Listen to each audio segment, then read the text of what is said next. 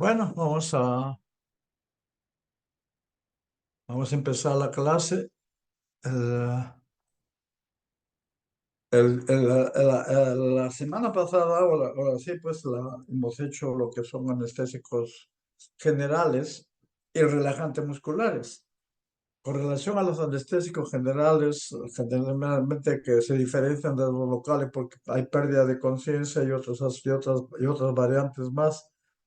Con relación al anestésico general, hemos visto que como se hace la selección del anestésico, se hace en relación al estado funcional del paciente, al anestésico que tome y a otros medicamentos. Eso es lo que hace la selección. Hay anestésicos que son inhalatorios y hay anestésicos que son endovenosos. Generalmente los anestésicos endovenosos se utilizan como inducción de anestesia y los anestésicos inhalatorios como mantenimiento. En términos generales, porque tiene sus excepciones que hemos mencionado en cuanto, por ejemplo, los endovenosos, el propofol puede aplicarse como inducción y también como mantenimiento. El sevoflurano y el alotano podrían aplicarse como inducción y como mantenimiento. Otro de los aspectos importantes es que el óxido nitroso generalmente es un anestésico muy débil, no tiene una anestesia completa, pero tiene dos características. Gracias a ese anestésico, prácticamente se pueden usar menos dosis de los otros inhalatorios para evitar las reacciones adversas. Ese es uno. La otra característica es que la rapidez de acción del óxido nitroso es la más rápida, aunque todos son relativamente rápidos. El otro aspecto es que el óxido nitroso tiene efecto analgésico. Entonces, de los restos inhalatorios, por lo que podríamos ver que el alotano tiene y aumenta la hipersensibilidad a las catecolaminas, aumenta la hipersensibilidad al miocardio como hay producción de catecolaminas y produce, digamos, puede producir, o sea, tiene la potencialidad, no siempre, de producir arritmias. Y de igual manera, como hay disminución de flujo hepático y se metaboliza a nivel hepático, la posibilidad de que haya, aunque eso no es muy frecuente, hepatotoxicidad.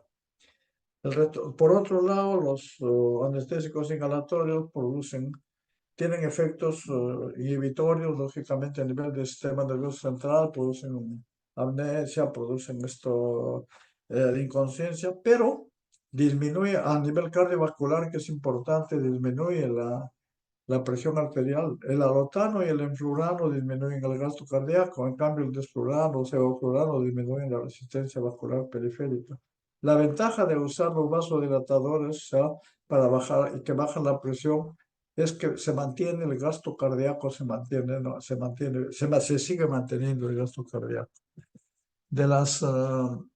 Los efectos que tienen generalmente los inhalatorios tienen efecto relajante muscular, pero las cantidades que se dan no son suficientes como para poder producir relajación porque tienen muchas reacciones adversas. Por esta razón, sobre todo a nivel cardiovascular, por esta razón es que se utilizan como relajantes musculares, que vamos a ver también luego, los anticolinérgicos nicotínicos. Luego tienen los que tienen efecto, los endovenosos. Acá ya hay una característica con relación, el tiopental es de acción ultra rápido, no tiene efecto analgésico ni tiene efecto relajante muscular. La ketamina es uno de los anestésicos endovenosos que tiene efecto analgésico, no produce relajación muscular y además de eso tiene una cualidad que incrementa la presión arterial a través de receptores NMDA. Bueno, entonces eso es lo que hemos visto con relación a anestésicos. Cada uno tiene sus ventajas y sus desventajas. Luego, hemos visto lo que son los relajantes musculares. Los relajantes musculares sirven para dos situaciones muy importantes en la cirugía. Uno, para intubación endotraqueal, en la cual se utiliza generalmente la succinilcolina, que no es un antagonista, sino que es un agonista. Y al inicio, luego ya produce relajación. Y el resto, para mantenimiento, generalmente se usa los antagonistas de la acetilcolina, tenemos los anticolinérgicos nicotínicos, que actúan en esos receptores y producen relajación para mejorar la performance de los procedimientos operatorios. Entonces, dentro de ellos tenemos el becuronio, el atracorio. Algunos de ellos se metabolizan a nivel del plasma y duran menos. Otros se localizan a nivel, se metabolizan a nivel hepático, entonces tienen mayor duración. Algunos tienen problemas, el metoxifurano tiene problemas a nivel no, ese era lo mismo, lo que producen, eso fue el metoxifurano.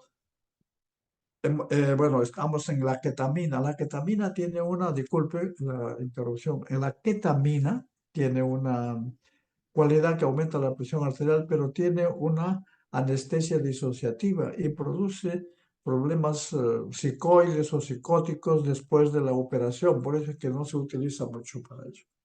Luego, entonces, en cuanto a a los relajantes musculares, que estábamos ya en los relajantes musculares, los anticolinérgicos nicotínicos, que son prácticamente antagonizan la acetilcolina y producen relajación muscular. Por último, tenemos los relajantes musculares centrales, que se pueden usar también para intervención quirúrgica, pero generalmente se utilizan para contracturas musculares acompañadas de dolor a nivel cervical, dorsal, accidentes, etcétera. Y lo que hay procesos patológicos como la esclerosis múltiple que producen dolor, el tétano también que hay contractura, entonces en esos casos se utilizan relajantes musculares de tipo central. Uno de los mejores de los relajantes de mayor acción son las benzodiazepinas. Después tiene, después tiene otros relajantes como la orfenadrina, tiene la tizanidina, que actúa inhibiendo la transmisión de los neurotransmisores excitadores. Después tiene el baclofeno, que actúa en GABA B, y también tiene el dantroleno, que actúa a nivel muscular. Bueno, con esto creo que hemos hecho un resumen de la clase anterior. Ahora vamos a ver lo que son los anestésicos locales. No sé si hay alguna pregunta, por favor.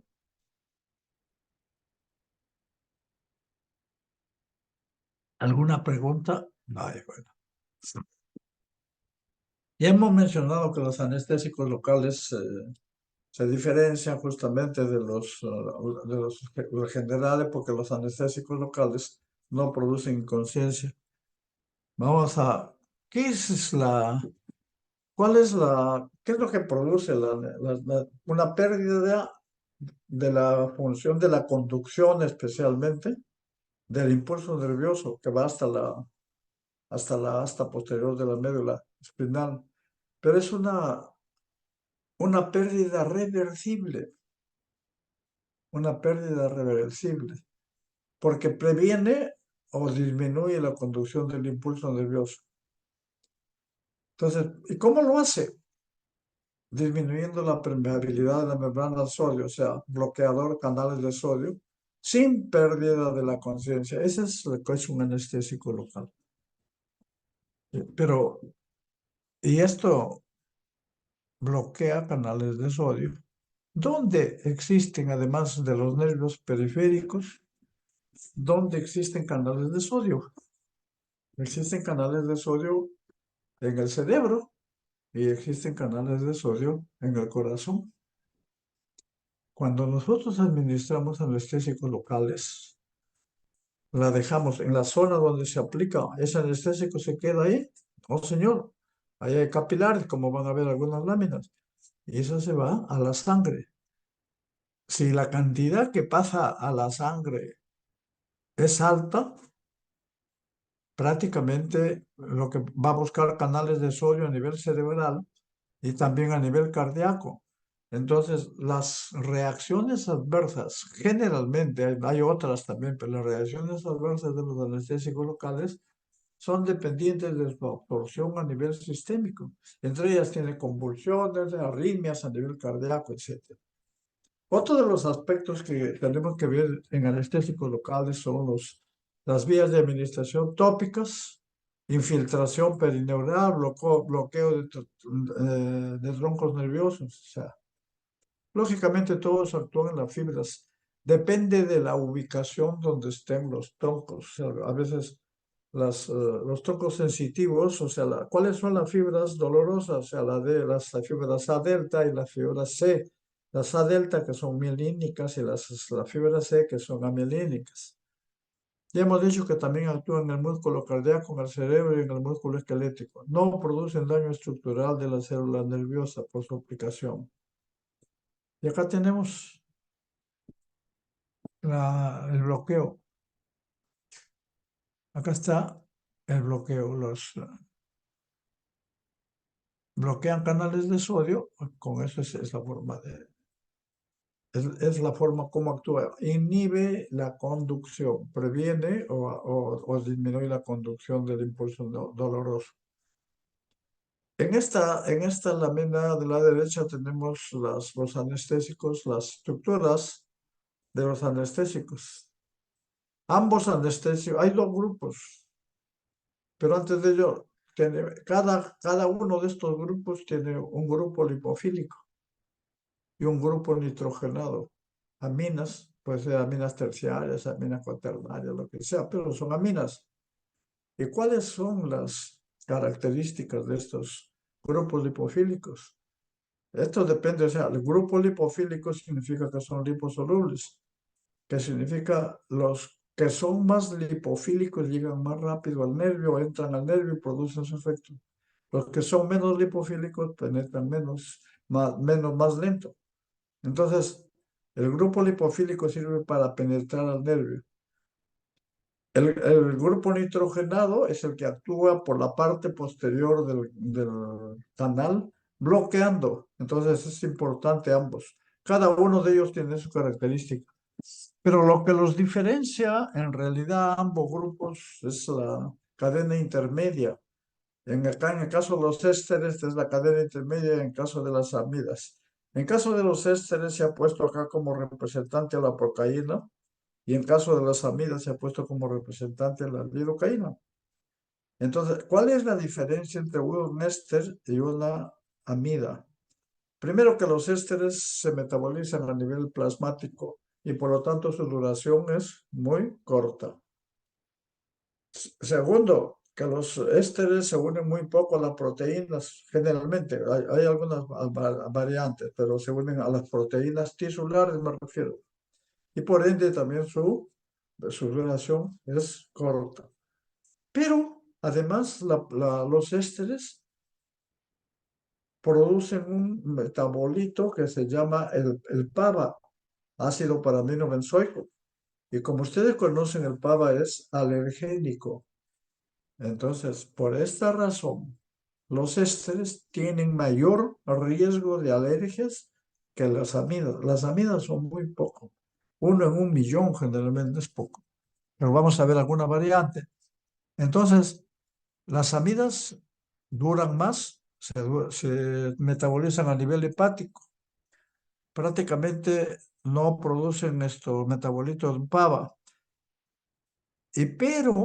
Pero, acá generalmente los anestésicos locales, hay presentaciones que vienen en cartuchos para una aplicación y hay presentaciones que se llaman presentaciones en multidosis.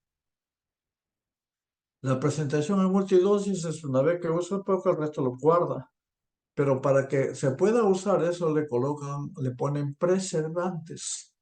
Y uno de los preservantes o conservantes es el metilparabeno. Y el metilparabeno es similar al PABA. Entonces, si yo tengo un paciente que tiene alergia a los ésteres, alergia a la procaína, yo le puedo dar amida, pero sin preservante, porque si le doy con metilparabeno, igualito va a producir alergia. Entonces, esa es la... Nosotros tuvimos un caso en el hospital, varios hemos visto, pero uno de los casos más saltantes era de una chica que tenía, creo que entre 25 y 30 años, tenía una neoplasia pulmonar con metástasis a pleura y tenían que aplicarle, hacerle, pegarle las pleuras para que ese procedimiento se llama pleurodesis para evitar que el líquido se llene en la pleura. En ese contexto, le dijeron, bueno, vamos a anestesiarlo. Lo anestesiaron con lidocaína y el paciente hizo un shock anafiláctico. Y a veces es importante que uno se ponga a analizar qué pasó y por qué pasó. No tengamos reacciones bruscas de que no sé qué, de que no sé cuánto. Tenemos que acostumbrarnos a modular también y a ver y lógicamente sí reaccionar cuando ya uno tiene el conocimiento pleno. Le digo esto porque el especialista me llamó y todo indignado, porque lo llamaban a la unidad de farmacología cuando habían ciertos problemas de este tipo. Entonces, indignado, dijo, doctor, estamos cansados de sus medicamentos genéricos. Dije, pues, primero que yo no lo compro. Segundo, que, ¿cuál es el problema? No, que, bueno, ya le envié a la mamá que vaya a comprar una lidocaína, pero de las innovadoras, ¿no?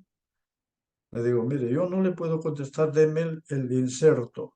Lo vimos en el inserto, tenía metilparabeno. Entonces le digo, no es por la lidocaína, es por el metilparabeno.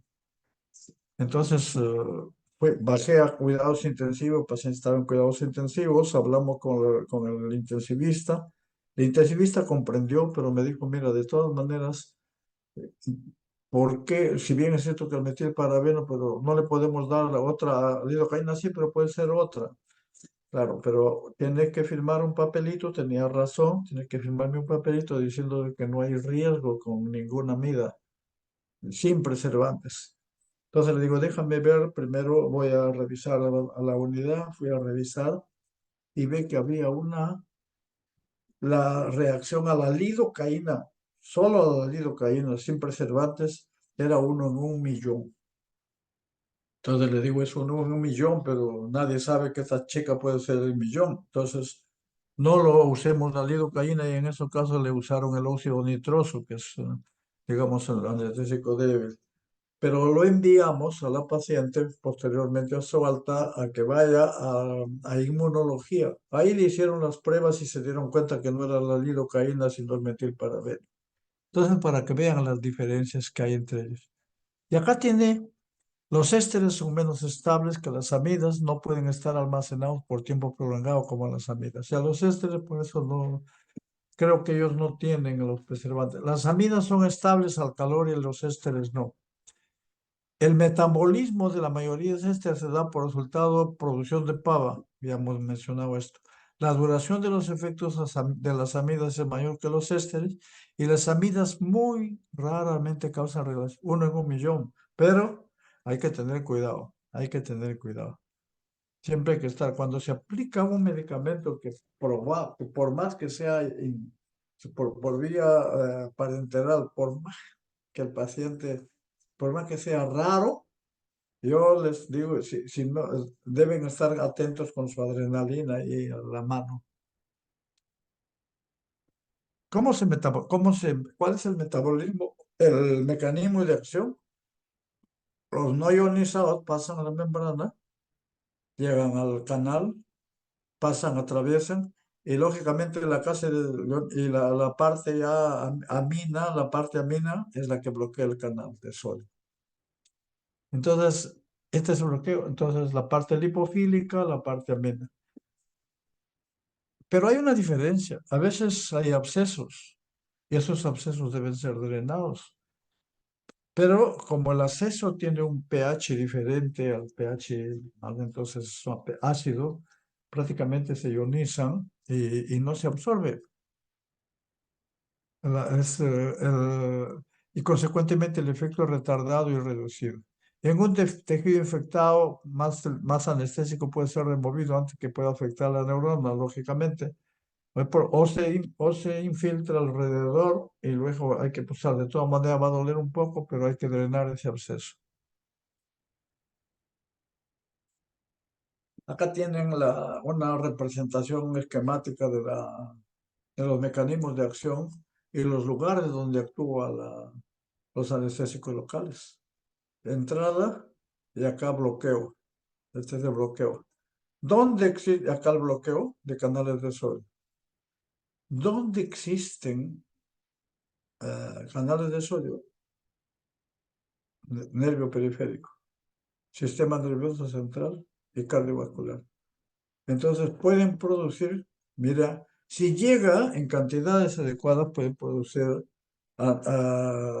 convulsiones, parálisis respiratoria a nivel del sistema nervioso central. Puede producir, aumenta de impulso conducción, disminuye, puede hacer bloqueos, puede producir paro cardíaco, puede producir arritmias. Entonces, hemos tenido nosotros, más que problemas cardiovasculares, hemos tenido problemas al sistema nervioso central. Y eso lo vamos a ver luego, mejor lo vamos a dejar para ver el momento que, que, que podemos mencionar estos aspectos. Esto es un corte transversal del nervio. Acá pueden ver algo importante. Este es el anestésico. El anestésico tiene que entrar por perineuro, el epineuro y el endoneuro. Entonces tiene que llegar al endoneuro. ¿Por qué? Porque en el endoneuro acá están las fibras. Estas son las fibras motoras, las fibras A delta. Y estas son las fibras, también las fibras amielínicas, la fibra C. Estas son, lógicamente, acá en la parte periférica, estas fibras están acá al centro. Ya en la parte proximal, por ejemplo, en el hombro, las fibras están más pegadas a esta zona. Entonces, luego sí, este es un corte transversal, pero si le hacemos un corte longitudinal a este transversal, vamos a ver lo siguiente. Acá está el corte longitudinal a este transversal. Entonces ahí vemos el perineuro, el endoneuro, el espacio, el espacio endoneural, acá, prácticamente. Acá es donde llega las... Entonces, pero ven acá que hay capilares. Entonces llegan, los anestésicos llegan al epineuro, llegan al intersticio, al epineuro, llegan al intersticio, después llegan al perineuro, llegan al endoneuro. Y ahí es donde van a actuar, ahí es donde van a encontrar las fibras. Pero ¿qué pasa? Como hay capilares, una buena cantidad pasa a los capilares, llega a la sangre. Entonces se absorbe a la circulación sistémica. En la parte inferior tenemos la misma lámina, pero ¿qué está pasando? Se le agregó un vasoconstrictor tipo epinefrina. Y al agregarse vasoconstrictor ya disminuye la absorción a nivel sistémico, por lo tanto disminuye el riesgo de reacciones adversas. Entonces, esto es importante. Y también lo que hacen los vasoconstrictores disminuyen el sangrado, digamos, local. Entonces, con vasoconstrictor. ¿Y por qué? ¿Todos los anestésicos locales llevarán vasoconstrictor? No, señor. Generalmente hay algunos, la mayor parte, por ejemplo, la lidocaína tiene efecto vasodilatador, por lo tanto hay que darle un vasoconstrictor. Pero la prilocaína, la prilocaína generalmente no tiene mucho efecto vasodilatador, sino más bien un poquito vasoconstrictor. En ese caso, no se debe dar ya, no hay necesidad de asociar con vasoconstricción. ¿Cuáles son las características físico-químicas de los anestésicos locales? Inicio de acción, que es el llamado periodo de latencia, es el tiempo que demora el fármaco en llegar a producir la anestesia, efecto. Potencia, ya hemos dicho que el fármaco que es menos dosis es más potente. La bupivacaína es 4 veces más potente que la lidocaína. La duración de acción está en función de la unión proteica, no tisular, no plasmática, sino tisular, la unión proteica. Entonces, existen, por ejemplo, la procaína, que es un éster, tiene unión tisular baja, por lo tanto tiene menos duración también, aparte de su metabolismo a nivel de los plasmáticos. La lidocaína tiene acción intermedia porque tiene una unión proteica 65 y la bupivacaína tiene una unión, es un fármaco un anestésico de acción prolongada porque tiene una unión proteica bastante alta.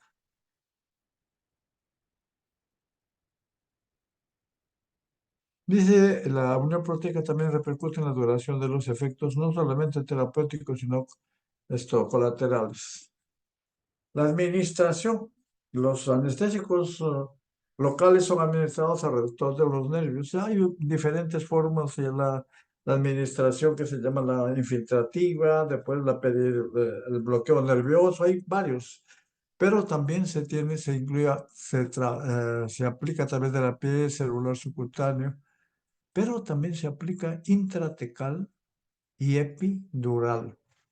Entonces, cuando uno quiere que el paciente no esté inconsciente, le puede hacer por ejemplo, en hernias a veces, para operar hernias, lo que hacen es ponen anestesia intratecal o epidural, de tal manera que el paciente está consciente, no tiene ningún problema. Pero de todas maneras, los anestésicos se absorben a nivel sistémico. Algunas de las drogas pueden absorberse a la circulación sistémica. ¿De qué depende de que se absorban el área vascular, la vascularización del área?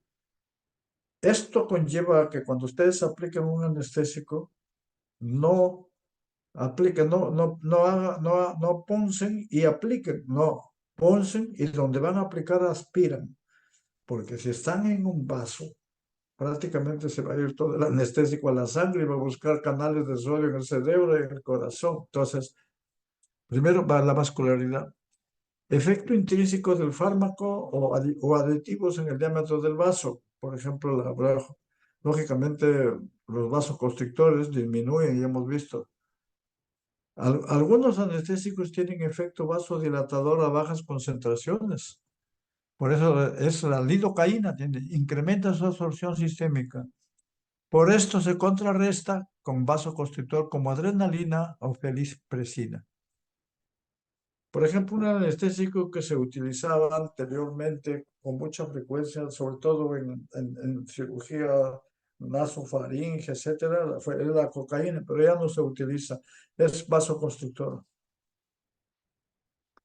La distribución de la droga es influenciada por el grado de unión proteica tisular y plasmática, lógicamente, depende de los ésteres, ya hemos dicho, y las amidas tienen diferencias en su metabolismo.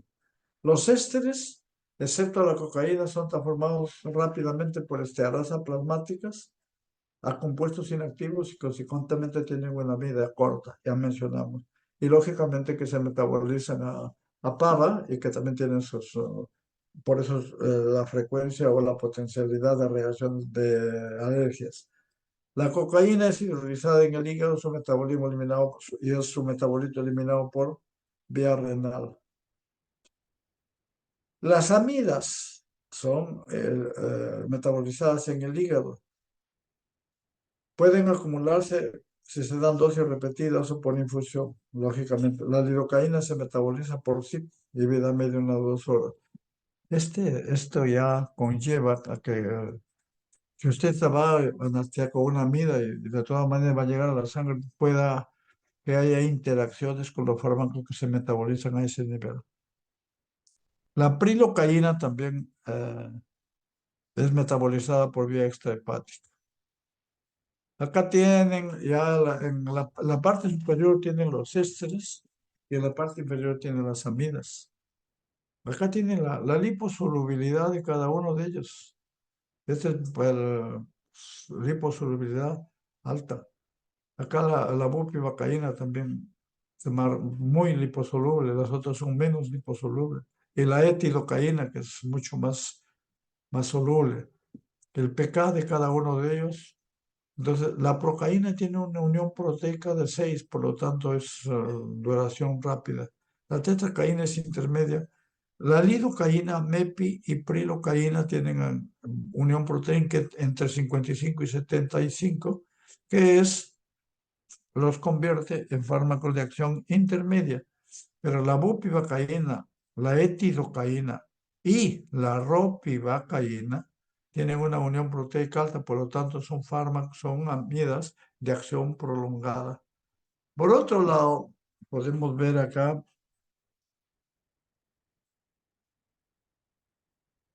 cuáles son tóxicos. La tetracaína, los más tóxicos.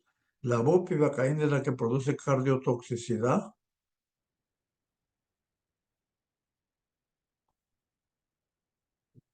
Cardiotoxicidad, la bupivacaína y también la etidocaína son más tóxicos, lo mismo que la tetracaína.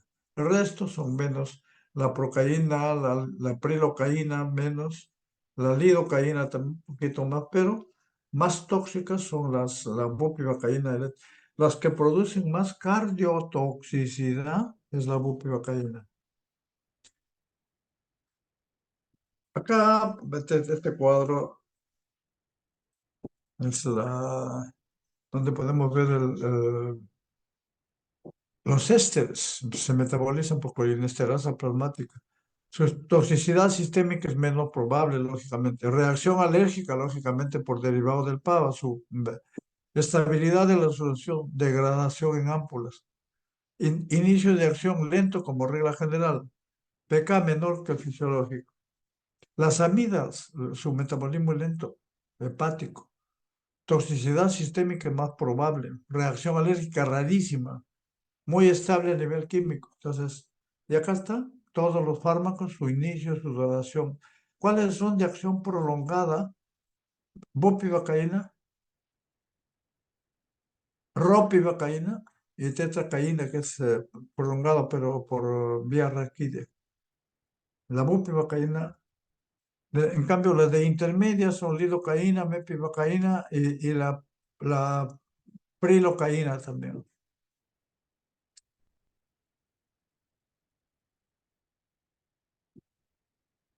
En esta lámina podemos ver cuál es el periodo de latencia y la duración. La, el periodo de latencia, significa que demora para que produzca. Y la duración es esta. Este periodo de latencia y esta es duración. La bupivacaína, mira, actúa mucho más rápido porque tiene más liposolubilidad, pero su tiempo de acción es prolongación acá. La lidocaína su periodo de latencia es lento, pero su duración es prolongada. Lógicamente acá la procaína es moderado, pero su duración es corta. Y esto es importante, porque muchas veces se aplican. ¿Y esto qué significa? ¿Qué nos ilustra esta lámina? Cuando ustedes van a aplicar un anestésico local, si aplican lidocaína, no van a querer que el efecto sea igual de rapidez que con la bupivacaína, no, demora. Y hemos tenido ya bastantes casos que siempre le echaban culpa al medicamento genérico y nunca fue eso. Generalmente una paciente convulsionó. Entonces pedimos la historia, hablamos con la anestesióloga, le dijo, no, es que no funciona, dijo la lidocaína, he tenido que aplicarle 2 veces más. ¿A los cuántos minutos? A los 3 minutos le apliqué más. ¿Cuánto es el periodo de latencia? Está entre 5, 10, depende, eso varía también algunos. Entonces, pero sí, ¿por qué no esperó 5 o 6 minutos? No, es que estaba apurado, que no sé cuánto el paciente convulsionó. ¿Por qué? Porque todavía no actuaba. El periodo de latencia es lento acá. Con la mepivacaína y la prilocaína es un poquito, por eso es que algunos alumnos decían, doctor, en odontología los alumnos decían, "Pues, doctor, pero la mepivacaína, por ejemplo, la mepivacaína es más rápido, actúa mejor, es mejor un anestésico porque actúa más rápido, no, porque no espera, el efecto es el mismo. Y acá tiene periodo de latencia.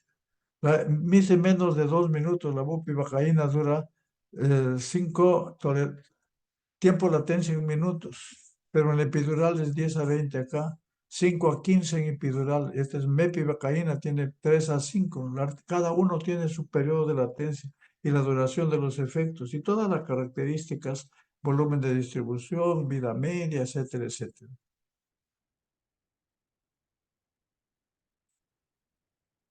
Los anestésicos locales son disponibles como soluciones para infección, para inyección, spray, cremas y gel, todos. La mayor parte de anestésicos tienen un agente preservante como metas bisulfito de sodio. Esto es bastante. Antes, Adán, ya muchos años, resultaron 2 pacientes que le aplicaron anestesia epidural o raquidia, creo, no recuerdo bien, con paraparesia. Y resulta que, bueno, los pacientes se enjuiciaron al hospital. Nos llamaron a la unidad y fuimos a analizarlo y vimos que el, en el inserto mencionaban que la lidocaína que le habían puesto a estos pacientes tenían preservantes y además de eso tenía el metasulfito de sodio, pero en el inserto decía puede aplicarse para cualquier vía. O sea, ahí es donde falló la industria. Nosotros, bueno, la industria fue la que corrió todo el problema porque desde esa oportunidad ya actualmente hay preparados especiales para inyección ocular, para inyección cardíaca, y para raquidia o epidural. Entonces, es por esto. Y hay los multidosis, hemos mencionado que tienen un metil para hidroxibenzoato, que es conservato, que es similar al parabeno, al PAVA, y a veces es el metilparabeno. Entonces, es importante, hemos dicho, la droga también puede ser combinada con otros anestésicos o aditivos para incrementar su efecto. Por ejemplo, no se incrementa su efecto, eso está mal, ¿verdad? Dura su efecto, mayor duración. No es que haya mayor efecto, sino la duración del efecto es mayor. ¿Por qué? Porque ya vimos en la lámina se queda. Vamos a retroceder acá un poco.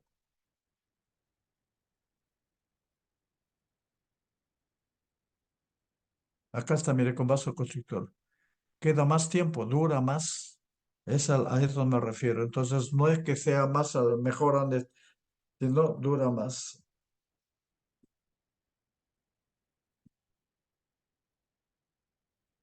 Entonces, puede ir con bicarbonato, una serie para mejorar los tipos para mejorar el procedimiento, digamos, ahora para mantener más duración de efecto, etcétera, etcétera. El uso local de anestésicos son anestesia tópica, anestesia infiltrativa, anestesia de conducción, anestesia epidural. La tópica generalmente es superficie, a veces hay anestésicos. Actualmente los anestésicos están utilizando para dolor, hay en parches. He visto parches de lidocaína que se aplican para zonas dolorosas. Y cuando hemos hablado de AINES, ya hemos visto que las aplicaciones tópicas de AINES pueden que es diferente eso, llegan a veces hasta articulación. Pero algunos utilizan anestésico local porque hay terminaciones nerviosas ahí.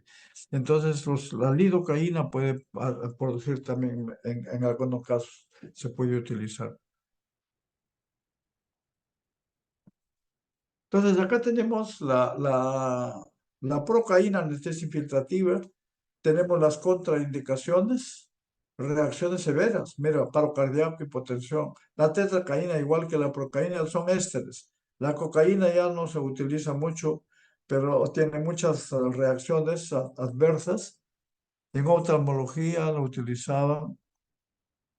La lidocaína, también puede haber paro respiratorio, arritmias, convulsiones, ya hemos mencionado. La contraindicación está contraindicado en hipersensibilidad congénita a la lidocaína. La prilocaína, anestesia infiltrativa, puede producir, igual que la lidocaína, y además puede producir metahemoglobinemia, que puede producir problemas cardiovasculares. La bupivacaína, también todas, pero la que más produce cardiotoxicidad es la bupivacaína. Alta potencia e hidrofobicidad. La articaína es casi similar a la lidocaína. Las reacciones adversas que hemos dicho por su absorción a nivel sistémico pueden ser el sistema nervioso central, con cualquiera de estos, con convulsiones, vértigos, somnolencia, al sistema cardiovascular, o sea, puede ser bloqueo y por disminuir la presión arterial, puede haber esto, cardiotoxicidad, etcétera. Aunque la lidocaína puede utilizarse para arritmias, que lo vamos a ver cuando hagamos arritmias. Toxicidad inesperada cuando hay comorbilidades, falla cardíaca o hepática, alteraciones. Claro, lógicamente, si hay alteración de farmacocinéticas o farmacodinámicas, hay que tener cuidado. Alergia al PAB, a los ésteres. Y la prilocaína, hemos dicho que produce metahemoglobinemia en personas susceptibles. Estas son las toxicidad sistémica localizada y la toxicidad local. Los vasoconstrictores. Los vasoconstrictores sabe que la epinefrina tiene acción en los receptores alfa. Tiene acción en los receptores alfa y tiene beta, pero lógicamente como se aplica en la piel, el subcutáneo, prácticamente es alfa 1. Entonces se da su efecto, las concentraciones es uno entre 200.000 y unos 50.000. Uno en 50.000 es muy, muy concentrado. Lo que se está usando, sobre todo he visto en mucosa oral, es uno sobre 100.000.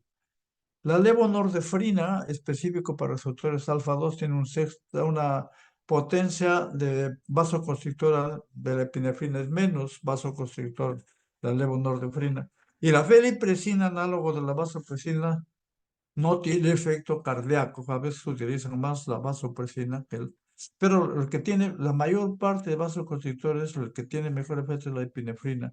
Cuando no, la mayoría de anestésicos locales, o sea, ¿qué es lo que pasa acá? La mayoría de la lidocaína y la procaína sin vasoconstrictor no puede realizarse anestesia porque ni pulpar ni otras partes, porque lógicamente producen vasodilatación y la cantidad que se coloca entonces pasa a la circulación sistémica. Por eso es que tiene que usarse con vasoconstrictores. En cambio, la mepivacaína y la prilocaína tienen menos efecto vasodilatador. Por lo tanto, no se usan sin vasoconstrictor. Generalmente la hemostasia, la epinefrina a concentraciones, o sea, para hemostasias, 1/50.000 con lidocaína es más efectiva que 1/100.000. O sea, para hemostasias se puede dar hasta esta concentración. ¿Cuánto para seguridad de los vasoconstrictores? Generalmente la lidocaína se da máximo 4.5 miligramos por kilogramo hasta un máximo de 300 cuando no se da 300 miligramos. ¿Cuántos viene en uno? 300. Se puede dar hasta esa cantidad si no va a tener problemas. Pero si tuviera vasoconstrictores, la dosis es hasta 500. ¿Qué hace la epinefrina? Reduce el 30 a 40% de concentraciones plasmáticas de la lidocaína. Entonces, levonorrefrina, pequeño efecto, casi la epinefrina, por eso es la que más se utiliza. Disminuye la concentración de plasmáticas de lidocaína y por lo tanto menos potencialidad de riesgos. Entonces, cuando hay reacciones adversas, generalmente en pacientes que tienen interacciones con otros fármacos o los pacientes que tienen enfermedad cardiovascular, la Sociedad Americana de Anestesiología no contraindica para pacientes cardiovasculares cuando se usan con precauciones y aspiración, ya saben, llegan al sitio y aspiran. Pacientes con riesgo vascular durante un tratamiento, acá se ha puesto dental o odontológico, pero puede ser cualquiera, angina de pecho inestable, hipertensión no controlada o insuficiencia cardíaca congestiva no tratada. Acá en este caso hay que compensarlo. Si ya tiene hipertensión arterial controlada, no hay problema. También la angina, hipertensión controlada, la angina de pecho ya está estable, no hay, la insuficiencia cardíaca también está estable, se le podría dar, pero hay que tener mucho cuidado. O si no, hay que evitar el uso de vasoconstrictores. Y acá tiene las interacciones medicamentosas. Con antipsicóticos tiene más significancia la- los, eh, las interacciones acá con procaína, sulfamethoxazol, y acá lidocaína más cimetidina más propanolol también tienes. Y lo mismo prilocaína con dapsona puede producir metahemoglobinemia.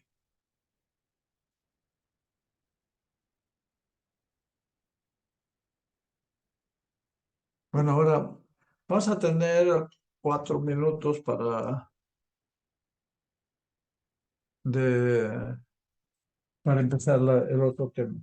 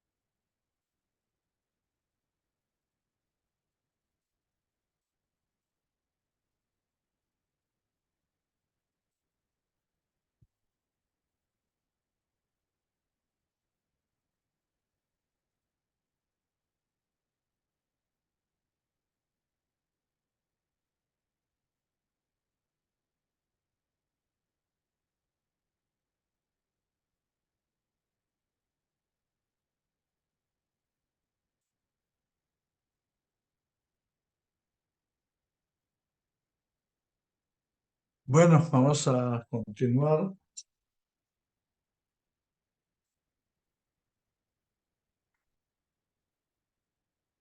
Ahora vamos a ver lo que son los ansiolíticos y los hipnóticos. Generalmente, una de las cosas que es importante es que hay muchos artículos relacionados con ansiolíticos e hipnóticos. Y lógicamente estos fármacos, al igual que los opioides, producen tolerancia, dependencia y síndrome de abstinencia. Y hay un abuso de uso de los ansiolíticos e hipnóticos. No lo utilizan solo para ansiedad, sino que cuando el paciente no responde, le dan, dicen, no puede ser nervioso, un ansiolítico. No puedo dormir, ansiolítico, cualquier cosa, siempre hay ansiolíticos de todo tipo. Y los pacientes lo están utilizando. Yo he tenido oportunidad de ver pacientes que están utilizando años ansiolíticos, hipnóticos benzodiazepínicos. Entonces, es importante ver cuándo hay que dar un ansiolítico, cuándo hay que dar un hipnótico. Lógicamente, los hipnóticos se dan para mantener el sueño. Para, ahora vamos a ver acá. Los objetivos que tienes, ver cuáles son la definición de ansiedad, trastorno de ansiedad, pero generalmente hay ansiedad generalizada y ansiedad ya duradera para dar medicamentos. No se puede dar porque en cualquier momento nosotros podemos hacer episodios de ansiedad, pero uno se puede moderar, puede tolerarse. Tratar los problemas del sueño, otro. En el problema del sueño hay esto, en el insomnio. Hay insomnio, por ejemplo, en el momento de la inducción del sueño. Cuando usted entra a la cama, de repente, de inmediato, o a los 4 o 5 minutos, ya concibió el sueño. Esa es la inducción. Y el mantenimiento que se mantiene durante sus 6 o 8 o 10 horas que está acostumbrado a dormir. Pero a veces hay alteraciones en la inducción del sueño. O sea, no puedes, para que llegue a la cama pasa una hora recién para que concilie el sueño. Ese es trastorno de la inducción. Y otra cosa es, no, inducción no tengo problema porque rápido pero se despierta 3 veces a la noche, no puede conciliar, ese es tratamiento. ¿Y por qué es importante? Porque para la inducción del sueño puedo dar un hipnótico de acción corta. En cambio, para el mantenimiento tengo que dar un hipnótico ya que dure más tiempo. Luego viene lo que es la definición de ansiolíticos e hipnóticos.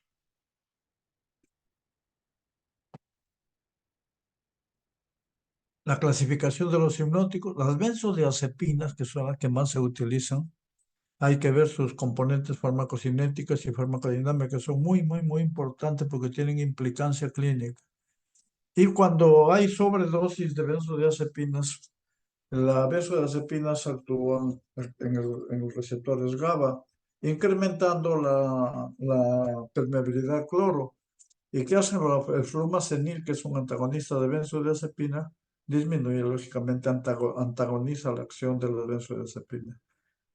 Hay hipnóticos, hay nuevos agonistas de receptores de benzodiazepina, pero el solpidem, sopecón, soplicona, sopiclona, es sopiclona y antihistamínicos. Generalmente, los antihistamínicos no se usan como hipnóticos, sino que producen sueño, producen sedación, en algunos como efecto secundario, pero nadie. Creo que uno puede usar un antihistamínico en algunas situaciones, salvo descartando muchos aspectos en los cuales no se podría usar ninguno de ellos, podría ser, pero no es lo común.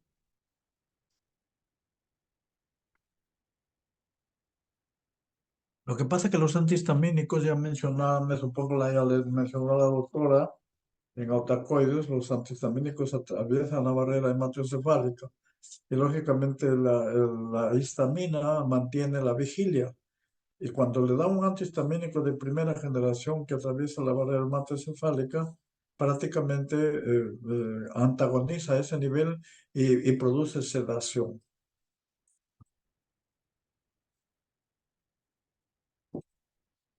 La ansiedad, sensación de tensión, nerviosismo, presión, miedo. La, lógicamente, trastornos de ansiedad generalizada. El trastorno de pánico es el que da tratamiento en ansiedad generalizada también. Las fobias, trastornos de estrés postraumático.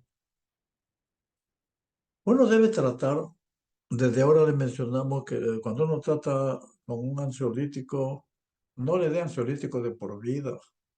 Tiene que planificarse cuánto tiempo le voy a dar. Puede decirle, le doy una semana o 2 semanas y después viene a su control o me llama por teléfono.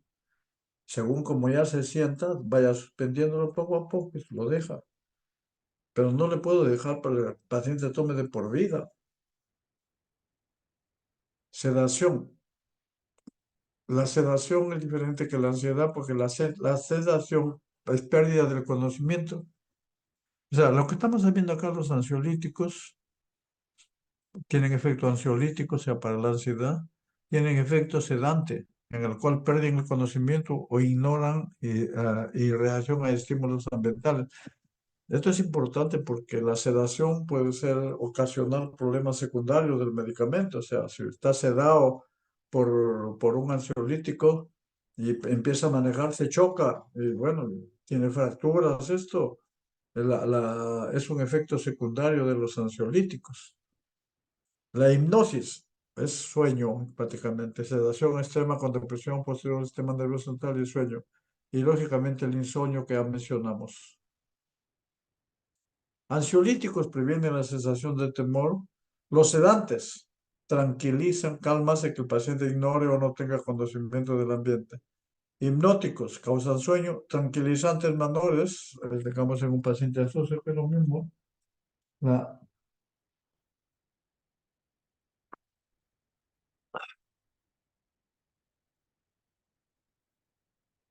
acá tienen la lámina superior. Este es el ritmo circadiano del sueño. Se levanta, se despierta. A mediodía un poquito menos despierto, en la tarde a más despierto y en la noche duerme. Ese es el ritmo circadiano. En el sueño, cuando tiene un problema emocional, se levanta mucho más despierto. A mediodía sigue despierto, la tarde también, pero en la noche duerme poco y se despierta. Ese es el estrés emocional. Cuando yo le doy un hipnótico, lógicamente, que igual en la noche ya es donde duerme mejor, casi similar al normal. En la parte inferior vemos ya, como hemos dicho, las personas de tercera edad, los ancianos, en general tienen otras características. Entonces, ¿qué pasa con el sueño en la persona? Generalmente se levanta bien, pero a mediodía hay sueño. En la tarde, pero en la antes de acostarse ya tiene sueño acá. Después en la noche se despierta, duerme, se despierta 4 o 5 veces en la noche, o depende, algunas menos, algunas más. Y esto, lo que llama la atención, es que yo he visto en personas, a veces, inclusive profesionales, y alumnos también he visto, en plena clase se duermen. Porque, o sea, no necesariamente, generalmente estos se ven ancianos. Pero cuando ya uno le da un hipnótico, lo que pasa en la noche ya duerme mejor, por lo menos eso. Luego, dentro de los hipnóticos, sedantes y ansiolíticos, podemos ver acá tenemos acá las benzodiazepinas, uno, los barbitúricos, dos. Diferencia entre barbitúricos y benzodiazepina que tienen los mismos efectos es que los barbitúricos son de margen terapéutico estrecho y las benzodiazepinas son de margen terapéutico amplio. Esa es una de las diferencias. Por esta razón, es que, bueno, ¿cuáles son los efectos de las benzodiazepinas? Efecto ansiolítico, efecto sedante, efecto hipnótico, efecto relajante muscular, efecto anestésico, efecto relajante muscular, efecto anticonvulsivante. Los efectos de los barbitúricos son iguales, sin embargo, no se usan mucho como sedante, como ansiolítico, más se usan como anticonvulsivantes y no tienen efecto relajante muscular, se usan como anticonvulsivantes y como anestésicos. Sí. El tercer grupo que tenemos acá, los antihistamínicos, hemos mencionado que generalmente como efecto colateral, por sus efectos colaterales, porque sus efectos antihistamínicos generalmente se utilizan para problemas de alergia, pero como efecto colateral puede producir sedación, entonces como sedantes, ¿no? Tenemos luego hipnóticos que no son benzodiazepinas. Las benzodiazepinas actúan en receptores GABA. Los hipnóticos no benzodiazepínicos que actúan en los receptores, pero en subunidades, no actúan en los mismos receptores, que tienen diferencias. Por otro lado, tenemos los ansiolíticos no sedantes. Buspirona, propranolol, que se utiliza sobre todo en hipertiroidismo, como ansiolíticos. La buspirona, que se utiliza sobre todo en ansiedad crónica, sobre todo. Entonces, ya hemos visto los efectos, estos actúan a nivel de receptores GABA, lo mismo los barbitúricos. Vamos a ver dos diferentes de acción. Uno es de margen terapéutico corto o estrecho, este es margen terapéutico amplio. Acá le hemos puesto de dos colores, el blanco, alprazolam, clordiazepóxido, clonazepam y diazepam, hay diferencias en sus vidas medias, pero que generalmente se utilizan como ansiolíticos. Si bien es cierto, las benzodiazepinas tienen casi los mismos efectos, pero unos son más hipnóticos, otros son más ansiolíticos, otros son más sedantes, etcétera. Por esta razón es que lo que utilizan como hipnóticos es el flurazepam, que es de acción prolongada. Después tienen el triazolam, que es de acción corta. El lorazepam, que se está utilizando, el midazolam, también de acción intermedia, y el temazepam de acción prolongada. Entonces, tenemos acá, y los barbitúricos de acción ultracorta, teopental, que se utiliza como inducción de anestesia inclusive. Acá tiene la benzodiazepina de acción prolongada, hasta 3 días, mire, de azepam, clordiazepóxido. Yo recuerdo mucho de una paciente que le pasamos, que le veíamos toda la mañana mientras le hacíamos un descarte de una neoplasia. La señora se levantaba muy alegre, contenta, y le pasábamos visita, ya se acomodaba, inclusive bien. Le pasábamos visita, decía, "No, yo duermo ella tomaba la mitad creo que alprazolam, me parece, tomaba poco. Decía, yo duermo con esto, me levanto sin problema. Creo que era de azepam, ahora ya estoy de azepam. Yo no tengo problema. Entonces, cuando un buen día lo encontramos en coma la paciente, pero estaba respirando todo, pero ¿qué pasó? Ahí mismo viene, o sea, uno no razona ni pregunta qué es lo que pasa, sino de frente uno va, dice, no, ACV, ya anciana, pero ya, un ACV, bueno, puede ser, ¿no? Pero yo llamé al interno y le pregunto, digo, ¿qué ha pasado? Me dice, ¿sabes qué? Ayer la paciente estuvo con un poquito de rinorrea y aparte de eso estuvo con algunos ronchistas, no sé qué le salió por algún alimento o algo así, pero entonces yo le di le di, ¿cómo se llama? Clorofeniramina. La clorofeniramina es un antihistamínico que produce sedación. Hubo sinergismo de la clorofeniramina con el diazepam y prácticamente que el diazepam tiene una vida media prolongada. Ya no le digo, hay que observarlo.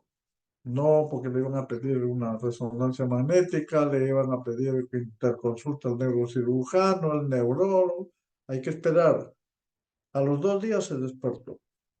Era por eso. O sea, es importante esto, por ejemplo, le hemos dicho, el flurazepam de acción prolongada, que es, estos primeros son ansiolíticos, el flurazepam, el que sepan también son más que todo hipnóticos.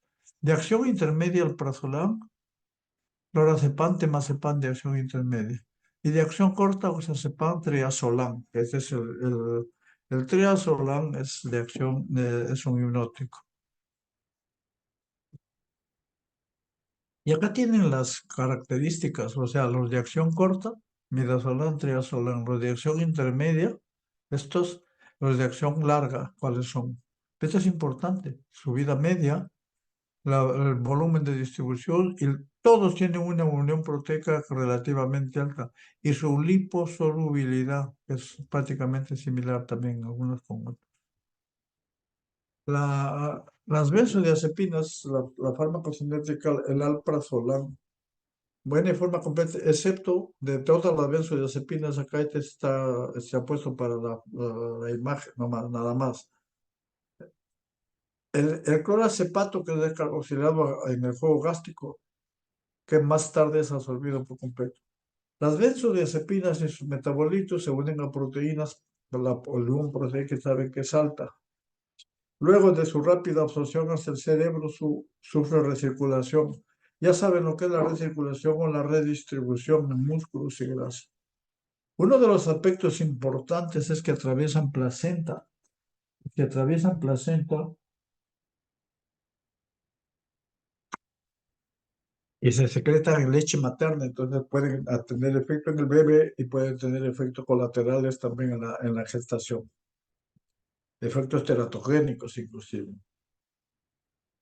Uno de los aspectos de la benzodiazepinas es que se metabolizan por sí, generalmente por CYP3A4 y C219. ¿Y esto qué significa?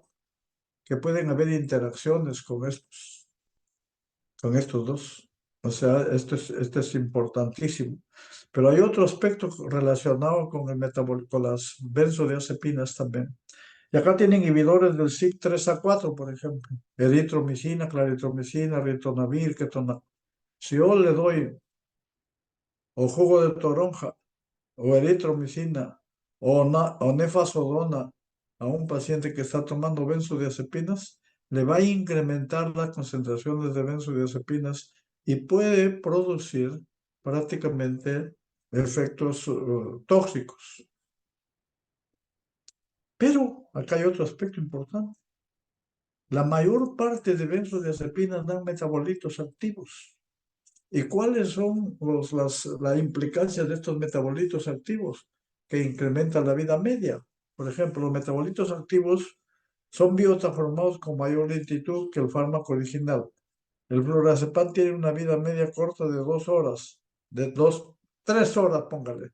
Pero el metabolito activo, el desalquilflorazepam, tiene una vida media de 47 a 100 horas. Entonces, dura el flurazepam. Pues ya no se usa mucho, pues su duración es por este metabolito. Ahora estamos usando más la suplicona, etcétera, etcétera, porque se utilizaba como hipnótico de acción prolongada para mantener el sueño.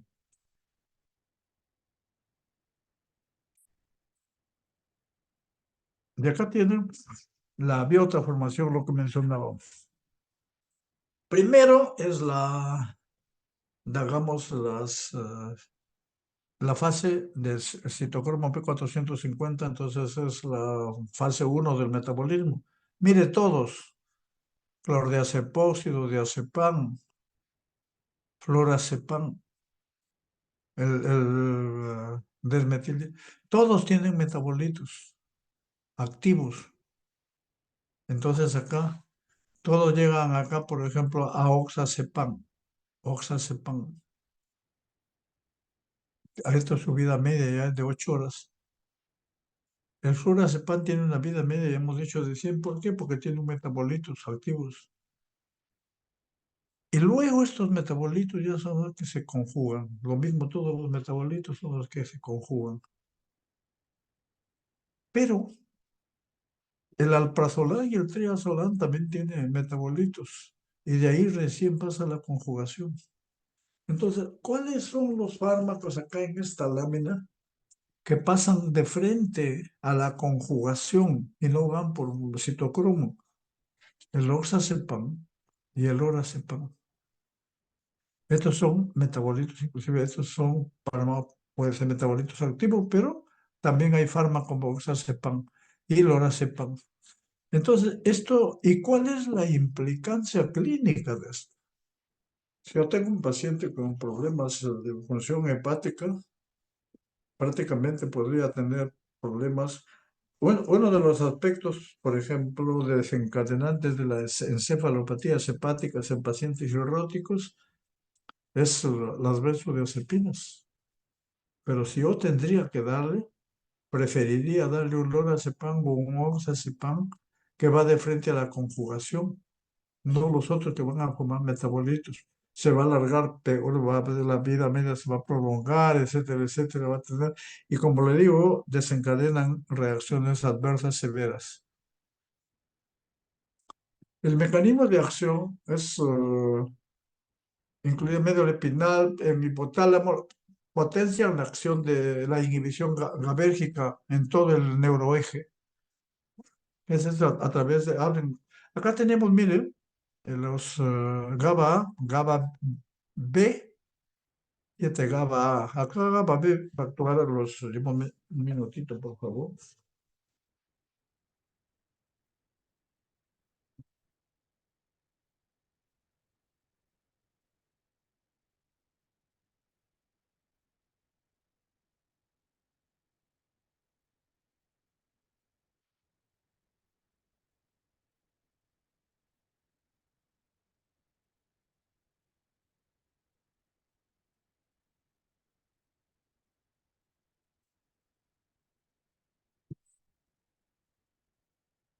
Acá actúa el baclofeno, acá actúa el alfa, actúa las GABA alfa. Acá las benzodiazepinas tienen su receptor, pero el flumazepil, o sea, también acá el solpidem, que es un nuevo, actúa en receptores, pero una subunidad. Pero los barbitúricos actúan en otro nivel, tienen sus receptores, pero además de actuar acá, actúan en el canal. ¿Y eso qué significa? Que cuando yo doy benzodiazepinas, pero una vez que el receptor se copó, por más que le dé más, ya no va a haber más más función, salvo que le dé cantidades comerciales para que produzca toxicidades. Pero por eso es un fármaco de margen terapéutico amplio. Y, lógicamente, lo puedo revertir con flumazenil, que es un antagonista de las benzodiazepinas. Pero si yo le doy barbitúricos, actúan a este nivel y siguen dilatando el canal, abriendo más efecto inhibitorio. Por eso son fármacos de margen terapéutico estrecho. Acá dice la unión de las benzodiazepinas y los fármacos hipnóticos más recientes como Solpiden, acá está Solpiden, ocurren en un solo sitio entre las unidades A, alfa y gamma, pero acá es lo que facilita el proceso de abertura del conducto de cloro. ¿Cuáles son los efectos? Ya vimos. Sedación, hipnosis, efectos anticonvulsivantes, relajación muscular, pero eso benzodiazepinas, los barbitúricos no. Efectos de respiración cardiovascular, amnesia anterógrada. Y producen, tanto las benzodiazepinas como los barbitúricos producen tolerancia y dependencia. Acá hay efectos adversos comunes a la resaca, es igual que el alcoholismo, incoordinación motora, somnolencia, amnesia, delirios, dependencia, tolerancia, abstinencia. Abstinencia, puede haber ansiedad de rebote, insomnio, irritabilidad, efectos cardiovasculares, puede haber hipotensión, bradicardia, taquicardia, depresión respiratoria, dosis altas o interacción. En el caso por ejemplo, benzodiazepinas con alcohol, la 1 más 1 es 20, y entonces pueden haber depresión respiratoria. Lo mismo cuando hemos visto con clorofeniramina, nomás que la dosis que le dieron no era muy alta. Interacciones. Acá hemos visto que la fluoxetina, cimetidina y eritromicina son inhibidores de enzimas microsomales del CYP3A4, que es uno de los CYP que utiliza las benzodiazepinas. En cambio, los fenitoína, fenobarbital son inductores del metabolismo del diazepam. O sea, si yo doy esto, va a disminuir el efecto del diazepam. Y si yo doy uno de estos y está tomando diazepam, va a incrementar la concentración y va a incrementar las reacciones adversas. Otro de los aspectos que podemos ver en esta lámina es que las benzodiazepinas en gestación pueden producir teratogenicidad del comportamiento, síndrome de abstinencia neonatal en al final del embarazo cuando se utiliza. Así que pueden haber algunas alteraciones. En lactancia hay depresión, por lo tanto no se debería dar de lactar al paciente que está tomando benzodiazepina. Las interacciones farmacológicas aumentan la depresión del sistema nervioso cuando se administra en combinación con otros fármacos. Los fármacos en jugo de toronja que inhiben el 3A4 prolongan la duración de acción de las benzodiazepinas. Tolerancia, abuso y dependencia se producen para las acciones sedantes, hipnóticas. Se puede presentar tolerancia cruzada con alcohol y con barbitúricos. O sea, y puede desarrollarse dependencia psicológica y dependencia física. Cuando hay interrupción brusca, puede provocar síntomas de abstinencia. Entonces, no se le puede... Las benzodiazepinas es igual casi que los corticoides a largo plazo. Hay que disminuirle, pero poquito a poquito, a veces dejando un día, luego dejando dos, o a veces un cuarto de tableta, ahí bajándole. Esa es para evitar el síndrome de abstinencia. Reducir la dosis o sustituir con una benzodiazepina de acción más prolongada, como el diazepam, puede reducir los síntomas de abstinencia al mínimo. Si no se trata adecuadamente, pues hasta puede ser mortal. Acá los fármacos que ocasionan insomnio de rebote, cuando hay descontinuación de las benzodiazepinas, que se eliminan con mayor rapidez, es el triazolam y produce el rebote.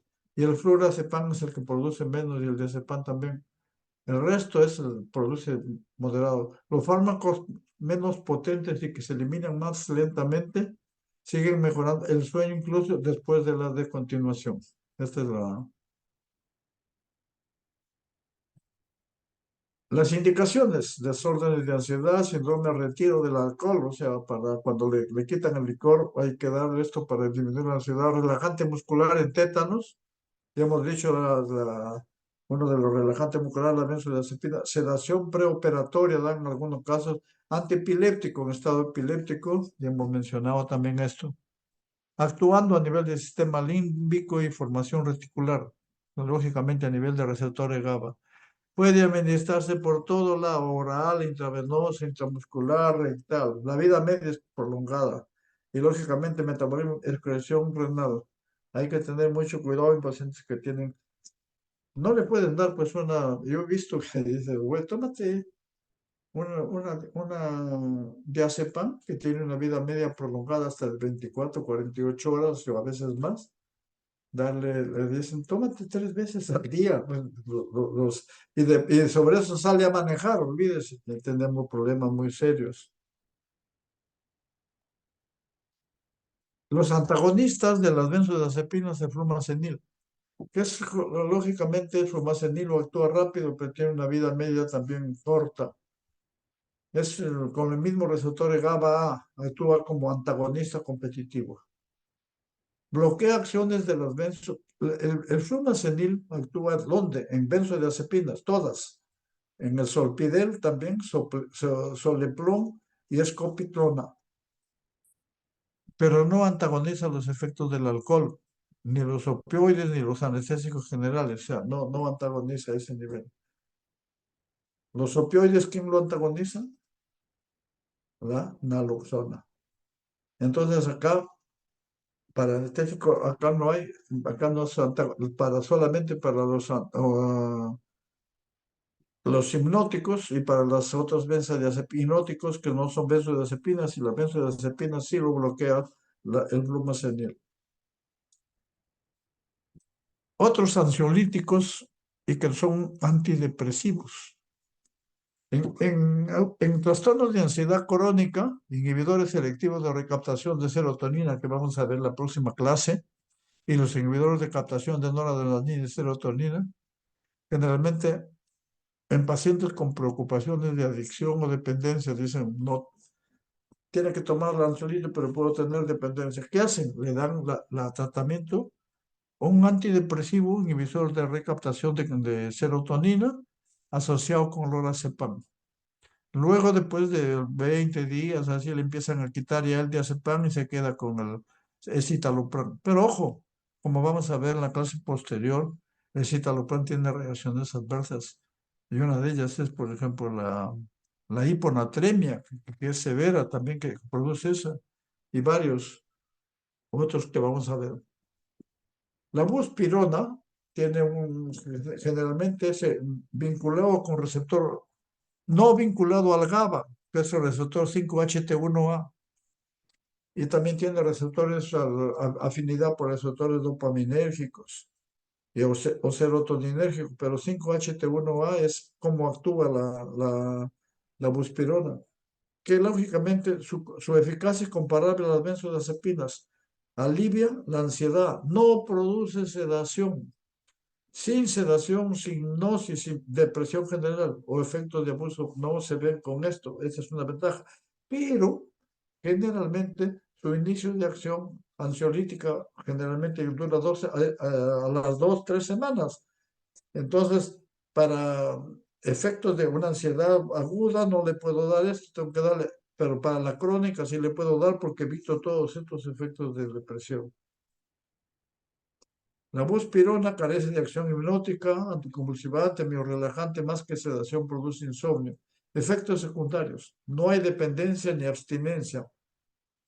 No interactúa con alcohol ni otros depresores. Eso tiene ventaja. Aumenta la presión arterial con inhibidores de monoamina oxidasa. Trastornos, ¿cuándo se usa? Trastorno de ansiedad generalizada. Puede ser necesario una semana o dos para obtener el efecto terapéutico. Útil para el tratamiento crónico de trastornos de ansiedad generalizada. No efectiva para tratamiento a corto plazo. Y acá vienen los otros hipnóticos, solpidem, sopercon, soplicona y es sopiclona y el soleplón son agonistas en el sitio benzodiazepínico del receptor GABA, pero con una selectividad en la subunidad de alfa 1. GABA, pero tienen ideal alfa 1. Que esto aumenta la conductancia clora, hiperpolarización y una disminución de la excitabilidad. Uno de los aspectos importantes de estos nuevos hipnóticos es que a dosis hipnóticas no tiene propiedades anticonvulsivas ni relajantes. Han sustituido a las benzodiazepinas en el tratamiento del insomnio. Tiene pocos efectos de abstinencia. Insomnio de rebote es mínimo y ocurre en poca tolerancia con el uso prolongado y raramente dependencia. O sea, poca tolerancia para aumentar la dosis y otra rara vez dependencia. O sea, en la actualidad se están utilizando más como hipnóticos ciertos productos. Solpidem en horas altas de la noche se ha acompañado de sedación matinal, retraso en el tiempo de reacción y amnesia anterógrada. El solpidem se absorbe rápidamente después, tiene un inicio de acción rápido y una vida media de eliminación breve. Acá está. Inicio, 30 minutos el solpidem. Todos, el soplicona 20 minutos, pero la duración del solpidem es 5 horas. El soleplón es 3 horas. El rameltón es 7 horas. Entonces, yo para mantenimiento le podía dar esto o le podía dar esto, es soplicona. Y algunos le puedo dar también solpidem, que dura menos. Y algunos, yo tengo un compañero de mi promoción que toma esto por tiempo y no tiene tolerancia, no tiene dependencia, etcétera. Es mínimo. Solepron no muestra diferencia cuando se va con placebo, tiene efecto adverso boca amarga. El sobredosis puede ser tratado con flumacenil, ya hemos dicho que eso menciona la diferencia entre los barbitúricos y los benzodiazepinas. Los barbitúricos se utilizan como sedante, hipnótico, depresión respiratoria, anticonvulsivante. Las benzodiazepinas y las benzodiazepinas tienen relajación muscular. Los barbitúricos son generalmente inductores enzimáticos. Estos se metabolizan por CYP3 que pueden ser inducidos o inhibidos. Las indicaciones: barbitúricos, antipilépticos, inducción de anestesia, otro ansiedad, estados neuróticos, relajante muscular, anticonvulsivante. Las reacciones son casi los mismos.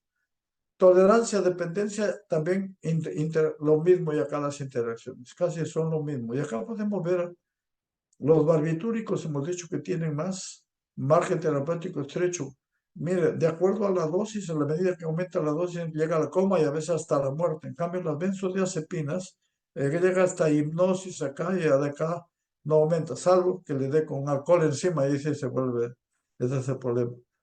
Las benzodiazepinas son seguras debido a que la dosis letal es más de 1000 veces más que la dosis terapéutica típica. O sea que acá para que darle 1000 miligramos ya es prácticamente querer matarlo al paciente. Pero acá, mira, la morfina con dosis son menos, pues esto produce tolerancia, dependencia, lo mismo la clorpromacina, poco menos fenobarbital y el diazepam. La clorpromacina no produce dependencia.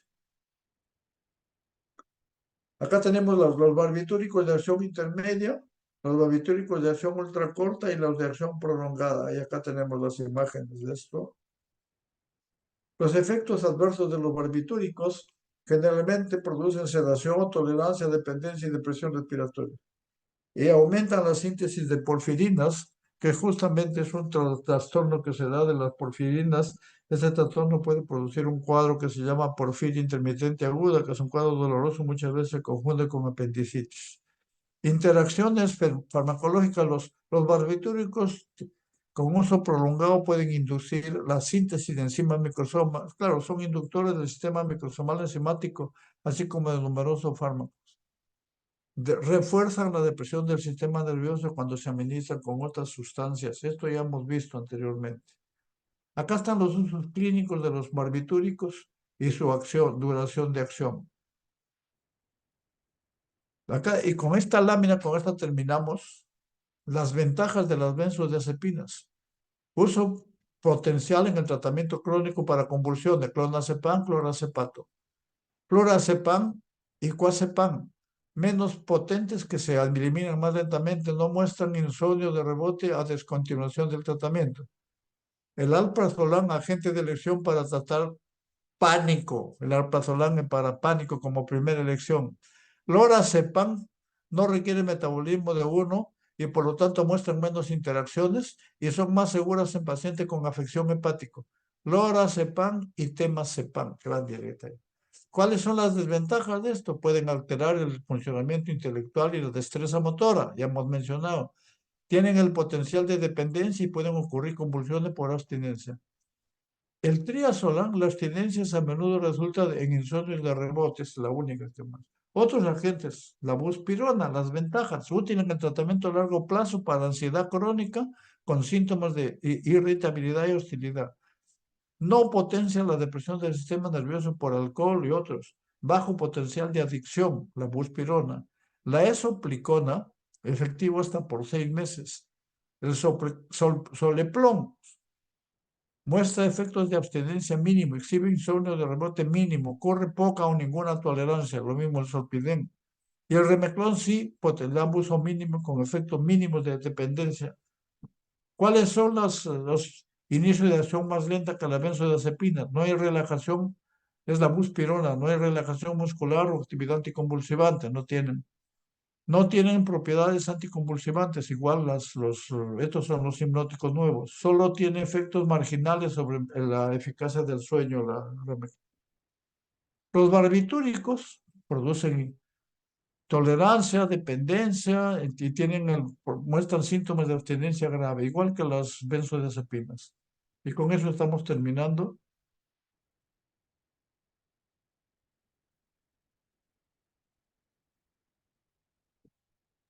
¿Alguna pregunta, por favor?